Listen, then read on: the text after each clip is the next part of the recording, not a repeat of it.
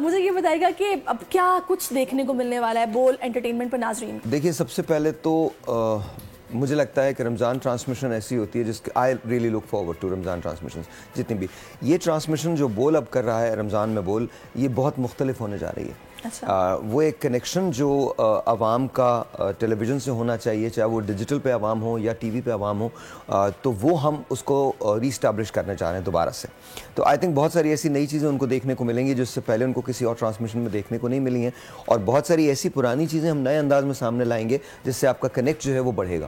تو to me I think this time you should really look forward to the Bol Ramzan transmission, because اس مرتبہ ہم سحری ایک الگ انداز سے کرنے جا رہے ہیں، افطار جو ہے وہ ایک الگ انداز سے کرنے جا رہے ہیں.